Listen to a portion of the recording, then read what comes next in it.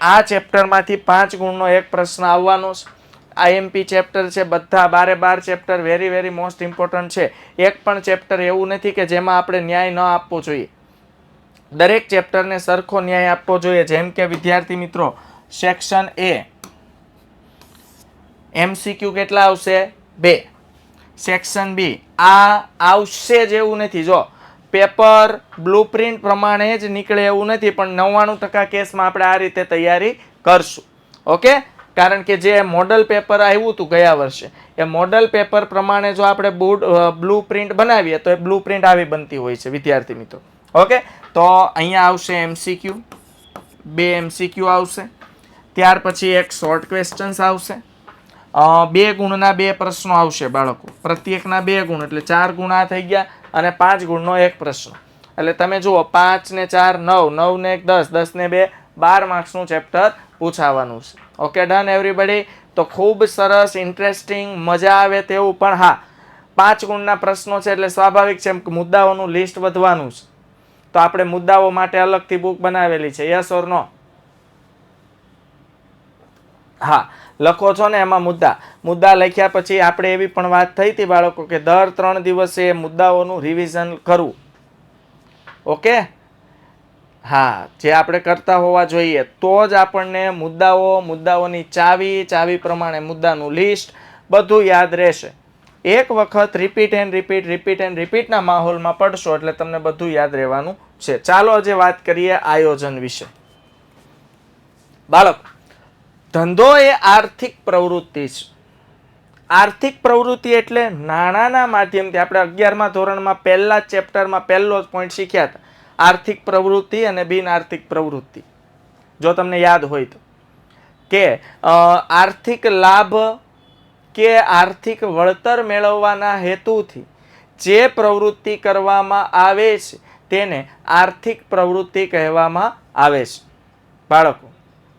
તો જે પ્રવૃત્તિનો હેતુ નાણાકીય વળતર મેળવવાનો હોય, યાદ રાખજો, જે પ્રવૃત્તિનો હેતુ નાણાકીય વળતર મેળવવાનો હોય, કે આજે આપણે કોઈ પણ કામ કરીએ, ના બદલામાં આપણી અપેક્ષા નાણું મેળવવાની હોય, તો એવી તમામ પ્રવૃત્તિઓને આર્થિક પ્રવૃત્તિ કહેવામાં આવે છે. અને આર્થિક પ્રવૃત્તિનો મુખ્ય હેતુ શું હોય છે? નફો મેળવવાનો. હવે આર્થિક પ્રવૃત્તિ એટલે શું? આપણે આને બીજી ભાષામાં કહી શકીએ ધંધાકીય પ્રવૃત્તિ. અને ધંધાકીય પ્રવૃત્તિમાં આપણે વાત કરી હતી વેપાર, ધંધો અને વ્યવસાય,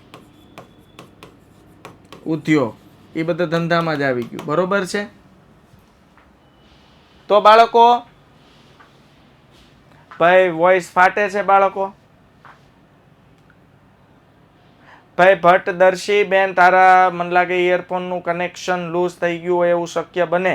તો આપણા ફોનને પહેલા ચેક કરો. પહેલા છે ને દરેક વિદ્યાર્થી મિત્રો આપણા ફોનમાં 2-3 વાર ચેક કરી લેવાનું.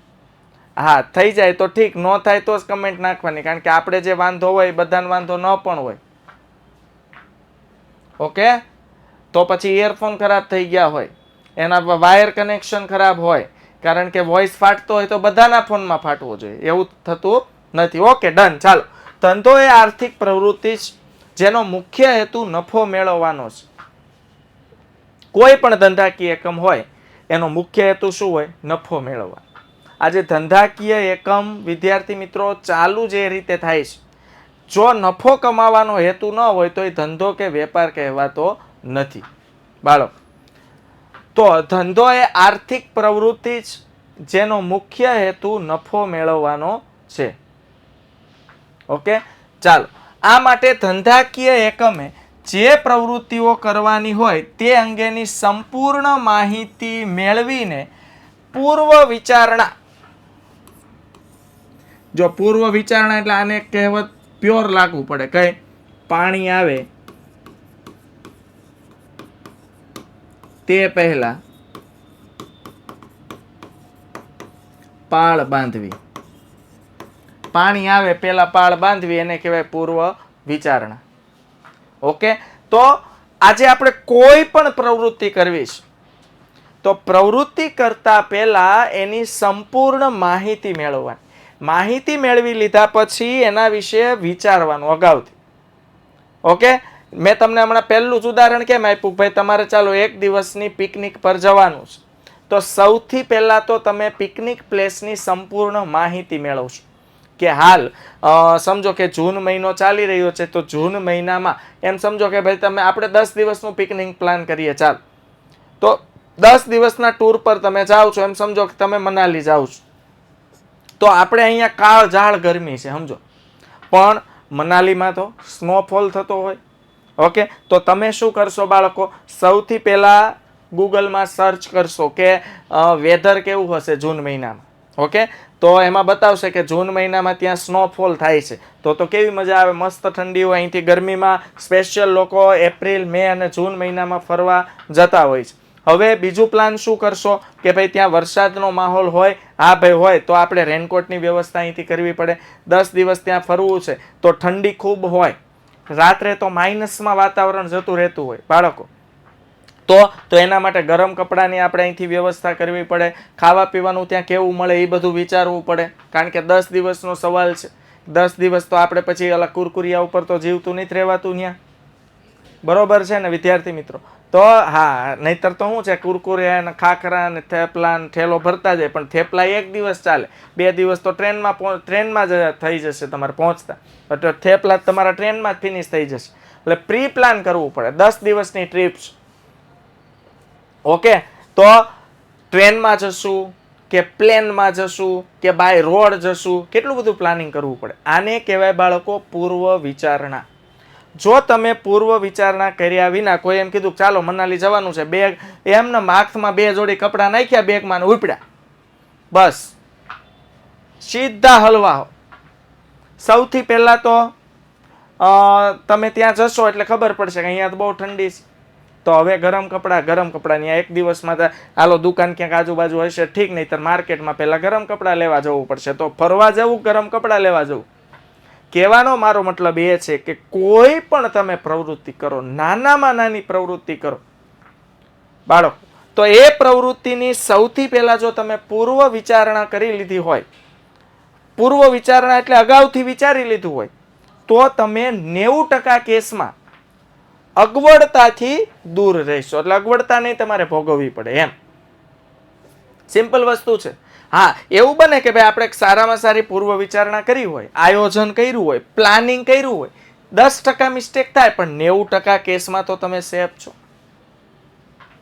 ઓકે, તો વિદ્યાર્થી મિત્રો, આજે કોઈ પણ પ્રવૃત્તિ કરવાની હોય એ અંગેની સંપૂર્ણ માહિતી મેળવવી અને તેની પૂર્વ વિચારણા કરવી પડે. અહીંયા એવું લખ્યું છે, જેમ કે કોણ, કયું કાર્ય, ક્યારે, કેવી રીતે અને કેટલા પ્રમાણમાં કરશે. અને અહીંથી એક વ્યાખ્યા બને છે બાળકો, આ ખાલી યાદ રાખવાની છે, લખો તો કાંઈ વાંધો નથી, પણ તમને એક વસ્તુ એ કહી દો, ચાલો ઉદાહરણ તો હમણાં હું તમને બીજા અલગ અલગ આપીશ. આયોજન એટલે શું અને ધંધાકીય એકમમાં આયોજન કેટલું. પહેલા તો આપણે આ પહેલો લેક્ચર હોય ને ચેપ્ટરનો, એટલે મેઇન કોન્સેપ્ટ સમજવાનો. આયોજન શબ્દ કહેવા શું માંગે છે, પ્લાનિંગ શબ્દ કહેવા શું માંગે છે, એ સમજશું. જો કે આપણે પહેલા ચેપ્ટરમાં નાની મોટી થોડી ચર્ચા કરી છે, પણ અહીંયા જુઓ એવું લખ્યું છે કોણ, કયું કાર્ય. હવે સમજો તમે 5 લોકો જાઓ છો મનાલીની ટ્રીપ પર, તો 5 વ્યક્તિ સમાન નાસ્તો નહીં લે, જોજો. તો આપણે પ્લાન કરશું ને, 5 વ્યક્તિ પહેલા વાતચીત કરી ભેગા થશું ને પ્લાન બનાવશું કે ભાઈ તું ગાંઠિયા લેજે, તું ખાખરા લેજે, હું તો કે ભાઈ હું ફરાળી ચેવડો ને વેફર ને બધું હું લઈ લઈશ. ત્રીજો એમ કે, ચોથો એમ કે તું, તો કે ભાઈ તું અલગ અલગ જ્યુસ ને આઈસ કોફી ને આ તે તાર જે લેવું હોય લઈ લેજે, બરોબર. આવી રીતે બોલો, અલગ અલગ પ્લાનિંગ થાય કે ન થાય? તો કોણ કયું કાર્ય કરશે, ક્યારે અને કેવી રીતે અને કેટલા પ્રમાણમાં.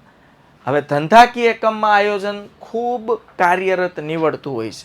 તો આ જે પોઈન્ટ છે ને એ હું તમને હમણાં સમજાવીશ ફરીથી. ધંધાકીય એકમમાં કોણ, કયું કાર્ય, ક્યારે, કેવી રીતે અને કેટલા પ્રમાણમાં કરશે. પહેલા આયોજન વિશે સમજી લઈએ. જો હવે શું કીધું છે, ભવિષ્યની બાબતોની વર્તમાનમાં. બોલો ભવિષ્ય કેવું છે બાળકો? અચોક્કસ. ભવિષ્ય કેવું છે? અચોક્કસ. આ લખી શકાય શોર્ટ ક્વેશ્ચન. બોલો ભવિષ્યમાં શું થવાનું છે, શું બનવાનું છે, હજુ આપણને કાંઈ કશી ખબર છે નહીં. તો ભવિષ્ય વિશે માત્ર આપણે વિચારી શકીએ અને એવું પ્રિડિક્શન મારી શકીએ કે ભવિષ્યમાં આપણો જે ગોલ છે એ ગોલ આપણે પાર પાડી શકીએ. બાળકો, ભવિષ્ય વિચારવું એટલે ભવિષ્ય એવી રીતે વિચારવાનું કે આપણા ભવિષ્યના માર્ગમાં જો કોઈ અડચણો આવે તો અત્યારે ખાલી આપણે એ અડચણો વિશે વિચારવાનું છે કે આવું આવું થઈ શકે ખરું. જો હા, તો જે તે સમયે આવું થાય તો મારી પાસે એમાંથી બચવાનો ઉપાય હોય તો કયો ઉપાય હોય એ મારે અગાઉથી વિચારી લેવાનું. અનુમાન એટલે વિચારી લેવું, એડવાન્સમાં અગાઉથી ધારી લેવું. બાળકો, એટલે અહીંયા લખ્યું છે કે ભવિષ્યની બાબતોની વર્તમાનમાં, બોલો હજુ ભવિષ્ય તો આવશે, આવ્યું નથી. ધંધાકીય એકમ છે તો ભવિષ્યમાં શું ક્યારે કેવી રીતે થવાનું છે ખબર નથી. તો ભવિષ્યની બાબતોની વર્તમાનમાં પૂર્વ વિચારણા કરવી તેને આયોજન કહેવામાં આવે છે. પૂર્વ એટલે પહેલા, વિચારણા એટલે વિચારવું. એનો મતલબ ઘટના કે બનાવ બને એ પહેલા જ વિચારી લેવું. આને કહેવાય બાળકો પૂર્વ વિચારણા. ચાલો આપણે આ પૂર્વ વિચારણાનું એક ઉદાહરણ લઈએ. બાળકો, સમજો કે તમે એક બોટમાં આ પારથી પેલે પાર જવાના છો નદી ક્રોસ કરીને, પણ નદીનું જે પાણી છે બાળકો એ એમ સમજો કે ભાઈ હાલો મનાલીનું જ આપણે ઉદાહરણ લીધું તો મનાલીમાં સરસ મજાનું રિવર રાફ્ટિંગ થાય છે. તો ઘણાને નથી ખબર હોતી કે ભાઈ રિવર રાફ્ટિંગ શું, તો ગૂગલ સર્ચ કરશો, યુટ્યુબ પર વિડીયો જોશો તોય તમને ખબર પડી જાય કે રિવર રાફ્ટિંગ એટલે શું. રિવર રાફ્ટિંગ બાળકો વહેતા પાણીમાં થાય અને વહેતા પાણીમાં બોટ ઉલાળે. હાલો એમાં બહુ ડિટેલમાં ચર્ચા ન કરતા એમ સમજો કે ભાઈ મેં ધંધો શરૂ કર્યો રિવર રાફ્ટિંગ, હાલો આવતીકાલે ઉદ્ઘાટન છે, તો બોલો મારે પૂર્વ વિચારણા શું કરવી પડશે? પહેલી પૂર્વ વિચારણા કરવી પડશે સેફટીની. જો હું પૂર્વ વિચારણા બોલું છું બાળકો, પહેલી પૂર્વ વિચારણા શું કરવી પડશે? સેફટીની. કે મારી બોટમાં જેટલા લોકો રાફ્ટિંગ માટે બેસે છે એ લોકો જો રાફ્ટિંગની બોટ ઊંધી પડે અને પાણીમાં પડી જાય તો એની સેફટી શું? તો સૌથી પહેલા મેં એ લોકો માટે વિચાર્યું કે પાણીમાં જો એ લોકો પડે અને એ તો તરતા નથી આવડતું, કદાચ આવડતું હોય ને તો એટલું વહેતું પાણીનો ફોર્સ હોય કે માણસ ડૂબી જાય. આવું ન થાય એના માટે સૌથી પહેલા તો હું જેટલા લોકો બોર્ડમાં રાફ્ટિંગ માટે આવશે એ બધા લોકોને હું લાઈફ જેકેટ આપીશ. ઓકે, આ પહેલી સેફટી મેજર. બીજું કે ભાઈ આ તો એડવેન્ચર એક્ટિવિટી છે, આમાં તો જાનમાલ હાનિ નુકસાન થાય, તો એના માટે હું એ લોકોની બાંહેધરી લખાવી લઈશ કે ભાઈ તમે તમારી મરજીથી રાફ્ટિંગ કરો છો, મેં કોઈ તમારી સાથે ફોર્સ કરેલો નથી, આવી રીતે એની સાથે સાઇન કરાવી લઈશ. હજુ તો આવતીકાલે ઓપનિંગ છે, હજુ મારે અગાઉથી આ બધું વિચારવું પડશે બાળકો. બીજું, ત્રીજું મેં શું રાખ્યું? રાફ્ટિંગમાં હું એક એવો માણસ રાખીશ જે ટ્રેન થયેલો છે, તાલીમ પામેલો છે. કદાચ બોટમાંથી 2-3 વ્યક્તિ, એમાં કે પાણીનો ફોર્સ આવે ને બોટ ઉલાળે તો 2-3 વ્યક્તિ ભેગા ઉલળી જાય, બાંધેલું હોય, કીધું હોય પકડવાનું પણ પકડે નહીં, તો ઉલળી જાય અને ઉલળીને સીધા પડે પાણીમાં. તો એક વ્યક્તિ હું બોટ દીઠ એક વ્યક્તિ અનુભવી એવો રાખીશ, તરવૈયો, કે એ પાણીમાં પડેલા વ્યક્તિને બહાર કાઢી શકે. બોલો આને કહેવાય પૂર્વ વિચારણ. જો મેં આવું આયોજન ન કર્યું હોય, હવે સાંભળજો, આ તો મેં આયોજન કર્યું, આયોજન ન કર્યું હોય, હે હોશમાં આવીને આવતીકાલે ઉદ્ઘાટન કરી નાખ્યું ને એ શ્રીફળને નાળિયેર ફોડીને કમ્પ્લીટ બોટ શરૂ કરી, 6 જણા આવ્યા, એક બોટમાં 6 ઈ અને એક મારો વ્યક્તિ હતો બોટ ચલાવવા વાળો, તો 6 જણાને વિધાઉટ લાઈફ બોટ બેસાડ્યા અને બોટ કરી વહેતી. બોટની અંદર એક વ્યક્તિ, કોઈની પાસે કાંઈ લખાવડાવ્યું જ નહીં, જવાબદારી કોની, કોઈ જાતની સાઇન કરાવી નહીં, અને 6 ને ઉપાડ્યા. ઓલા વ્યક્તિએ ઉપાડ્યા ને બોટ આગળથી પાણીનો જે ફ્લો આવ્યો ને તે બોટ એક બાજુથી ત્રાસી થઈ 3 મેડમ પડી ગયા, પાણીની અંદર ગયા. ઈ તો ભાઈ સીધા પછી આમ જો એના તો આમ મીંડા બુડબુડિયા બોલવા. કેમ કે ભાઈ લાઈફ જેકેટ તો હતું ને, તો પછી એમાં થાય હું, સીધા બુડબુડિયા જ બોલે. પછી પાણીની અંદર ન જાય બાળકો, આમ વાયા વાયા ઉપર વહી જાય, સમજાય છે? હા, તો બોલો આજે પૂર્વ વિચારણા નહોતી તો હવે ઉડતું ઉડતું બધું આવ્યું, સરકારી ખાતું આવ્યું, કે ભાઈ તમે નથી કોઈની સાઇન કરાવી, નથી કોઈને લાઈફ જેકેટ આપ્યા, નથી તમારી બોટમાં કોઈ એવો અનુભવી વ્યક્તિ, એવો તરવૈયો કે જે પાણીમાં ડૂબકી મારીને લોકોને બચાવી શકે, તો તમે કઈ રીતે આ ધંધો શરૂ કર્યો? અને મને ભરી જાય સીધા. સમજાય છે? ક્લિયર થાય છે વિદ્યાર્થી મિત્રો? આને કહેવાય આયોજન. આયોજન એટલે પૂર્વ વિચારણા. પહેલા વિચારવું. સમજાય છે? અગાઉથી વિચારો. જો તમે વિચારીને કામ કરશો તો તમે ભવિષ્યમાં આવનારી મુશ્કેલીઓ સામે બચી શકશો. મારો કહેવાનો મતલબ એટલો જ છે. હાલો, બોટ ડૂબવાની જ નથી, બોટમાં રહેલો એક પણ વ્યક્તિ પાણીમાં પડવાનો જ નથી, પણ મારે સેફ સાઈડ વિચારીને લોકોને ફરજિયાત લાઈફ જેકેટ પહેરાવાના છે. વિચારવું એવું પડે કે જો બોટ આગળ જાય અને ભવિષ્યમાં બોટમાં શું થવાનું છે મને ખબર નથી, પણ બોટમાંથી કોઈ વ્યક્તિ પાણીમાં પડી ગયું તો જો લાઈફ જેકેટ હોય ને તો એના બચવાના ચાન્સ વધી જાય. હાલો, સમજાય છે વિદ્યાર્થી મિત્રો? એટલે દુનિયાનું કોઈ પણ કામ હોય એમાં પૂર્વ વિચારણા અતિ આવશ્યક છે. ચાલો આગળ વધીએ. તો બાળકો સમજાઈ ગયું? ભવિષ્યની બાબતોની વર્તમાનમાં પૂર્વ વિચારણા કરવી તેને કહેવાય આયોજન. આજે કોઈ પણ ધંધાકીય એકમ હોય, એક ધંધો જ કહેવાય. એમાં ભવિષ્યની બાબતોનું વર્તમાનમાં વિચારણા કરવી પડે. જો વર્તમાનમાં તમે એનું આયોજન નથી કરતા તો ભવિષ્યમાં ખરેખર જ્યારે મુસીબત આવી પડે ત્યારે એવું બની શકે કે આપણે મુસીબતોનો સામનો ન પણ કરી શકીએ. ચાલો બાળકો, આયોજન સાર્વત્રિક છે. એટલે એવી કોઈ જગ્યા નથી કે જ્યાં આયોજન ન હોય. એટલે એમ કહેવાય કે આયોજન અત્ર તત્ર અને સર્વત્ર જ. આયોજન એ સાર્વત્રિક છે. દરેક જગ્યાએ આયોજનની જરૂર પડે છે. ફોર એક્ઝામ્પલ, યુદ્ધનું મેદાન હોય, રમતગમતનું મેદાન હોય, ધંધાકીય એકમ હોય, રાજકારણનું ક્ષેત્ર હોય, ધાર્મિક ક્ષેત્ર હોય કે સામાજિક ક્ષેત્ર હોય, દરેક જગ્યાએ આયોજનની જરૂર પડે છે. જુઓ વિદ્યાર્થી મિત્રો, આ યુદ્ધનું મેદાન છે. ચાલો, બાહુબલી મૂવી બધાએ જોયેલું છે. તો બાહુબલી મૂવીમાં જ્યારે યુદ્ધ થાય છે વિદ્યાર્થી મિત્રો, એ પેલા કટપ્પા અને બધા ભેગા મળીને એક સરસ મજાનું જો આવું પ્લાનિંગ કરે છે કે કટપ્પાની જે ટોળકી છે એ અહીંયા મેન ગેટ પાસે ઊભી રહેશે. પછી એક આ બાજુથી એક સેના લઈને આવશે ભલ્લાલ દેવ, આ બાજુથી બીજી સેના લઈને આવશે બાહુબલી, અને આવી રીતે કાલકેયનો સંહાર કરશું આપણે. હાલો, સમજાય છે વિદ્યાર્થી મિત્રો? તો આ આયોજન હતું. નહીતર હવારમાં ઉઠીને સીધા જાહેરાત કરી દેવામાં આવે, હાલો ભાઈ કાલકેયને મારવા જાઉં, તો કેમ? પણ કઈક પ્લાનિંગ તો હોવું જોઈએ ને. કાલકેય કઈ ચોટલી બાંધી નહોતા આવ્યો, સીધો હાથમાં આવી જાય. હે ને? પ્લાનિંગ વિના ક્યાં યુદ્ધ કરવા તમે જશો? કોની સાથે કેવી રીતે યુદ્ધ કરશો? કોણ? 5 જણા આમથી જાય ને 5 જણા આમથી જાય ને આ બાજુ કે ભાઈ ગેટ તો ખુલ્લો છે તો કાલકેયની ટોળકી સીધી આપણા મહેલની અંદર મારવા ગયા હતા આપણે કાલકેયને. પછી ખબર પડે કાલકેય આપણું કરી ગયું.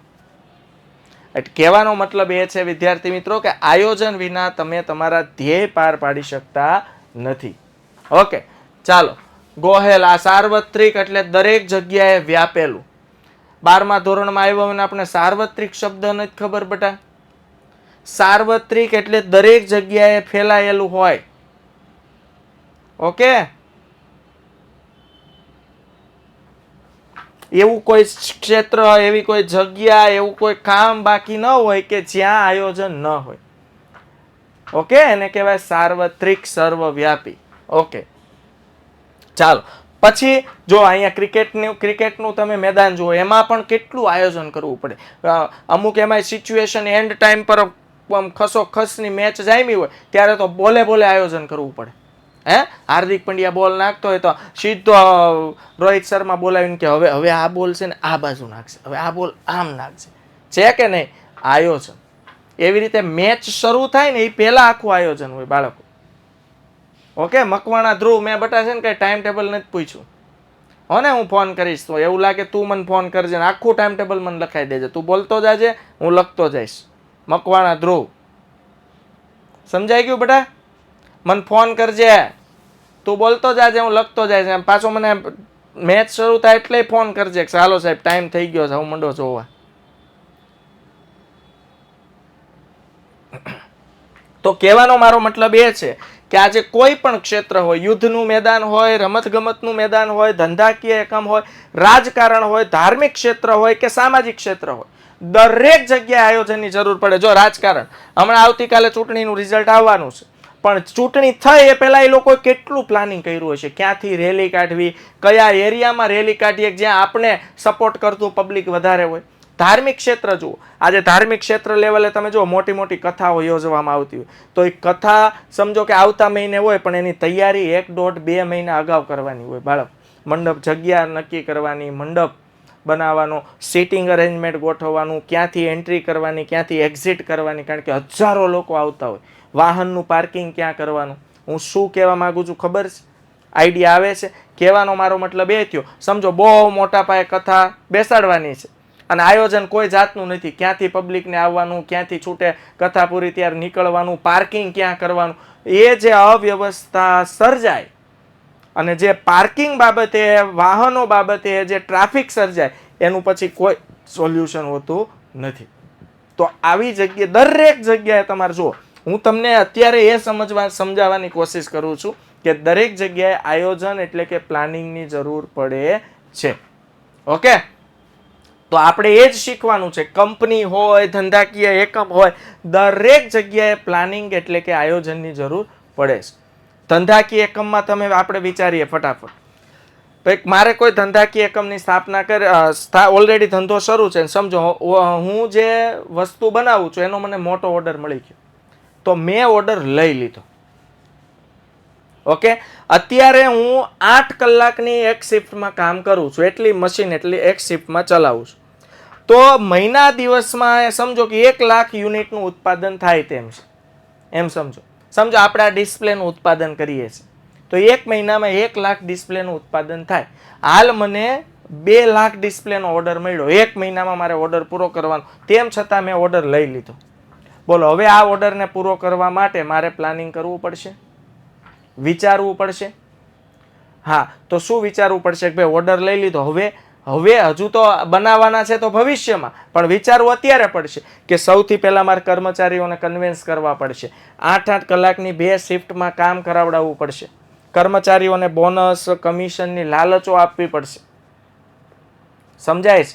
જરૂર પડે તો મશીનો વધારવા પડશે, જરૂર પડે તો કર્મચારીઓ વધારવા પડશે.